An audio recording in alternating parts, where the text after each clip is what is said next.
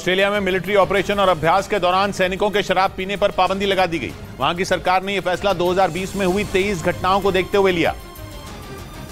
और इनमें सबसे बड़ी घटना अफगानिस्तान की बताई गई, जब 2020 में ऑस्ट्रेलिया की एक मिलिट्री यूनिट को अफगानिस्तान में तैनात किया गया था, जिस पर आरोप लगा था कि अभ्यास के लिए इस यूनिट ने 39 अफगानिस्तान के नागरिकों की गोली मारकर हत्या कर दी थी। यही नहीं, इस मिलिट्री यूनिट पर उस दौरान 23 फर्जी एनकाउंटर के भी आरोप लगे थे, जिसकी जांच सामने आने के बाद सैनिकों के शराब पीने पर रोक लगा दी गई। वहां की सरकार ने फैसला लिया कि ऑस्ट्रेलिया के बाहर तैनाती के दौरान सैनिकों के शराब पीने पर पूरी तरह पाबंदी रहेगी और मिलिट्री ऑपरेशन और सैन्य अभ्यास से पहले सैनिकों को टेस्ट भी कराना होगा। इधर दिल्ली की सनलाइट कॉलोनी फायरिंग केस में गैंगस्टर लॉरेंस बिश्नोई के करीबी संपत नेहरा से दिल्ली पुलिस ने पूछताछ शुरू की। ये वही संपत नेहरा है जिसे लॉरेंस बिश्नोई ने सलमान खान की रेकी करने के लिए मुंबई भेजा था,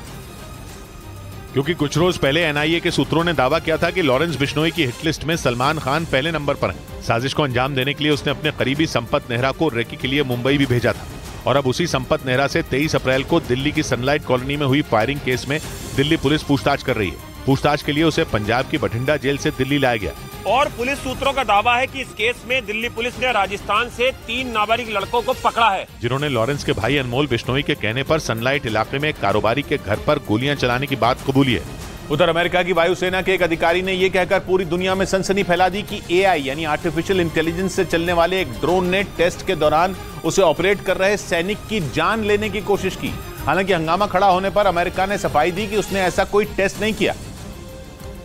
जबकि पिछले हफ्ते उसके ही अधिकारी ने लंदन में एक कार्यक्रम में कहा था कि टेस्ट के वक्त अमेरिका के एआई ड्रोन ने उसे चला रहे ऑपरेटर को ही जान से मारने की कोशिश की थी। आर्टिफिशियल इंटेलिजेंस के साइड इफेक्ट बताने के लिए अमेरिकी अधिकारी ने कहा था कि टेस्ट के दौरान एआई ड्रोन को दुश्मन की मिसाइलों को तबाह करने का टारगेट दिया गया था, मगर उसके ऑपरेटर ने उसे वार करने का फाइनल ऑर्डर ही नहीं दिया, इसलिए ड्रोन अपने ऑपरेटर की जान के ही पीछे पड़ गया। अमेरिका में एआई ड्रोन के इस खतरनाक टेस्ट की कहानी सुनकर जब बवाल हुआ तो अमेरिका की वायुसेना और उसके अधिकारी दोनों ने ऐसी किसी घटना से पल्ला झाड़ लिया। अमेरिकी अधिकारी ने कहा कि वो तो बस एक उदाहरण दे रहे थे। इस बीच अमेरिकी कंपनी माइक्रोसॉफ्ट के सर्वे में सामने आया कि एआई यानी आर्टिफिशियल इंटेलिजेंस की वजह से भारत में लोगों को अपनी नौकरी से हाथ धोने का डर सता रहा है। डरने वाले इन लोगों का आंकड़ा भी छोटा मोटा नहीं है, बल्कि 74% भारतीयों को अपनी नौकरी पर संकट दिख रहा है,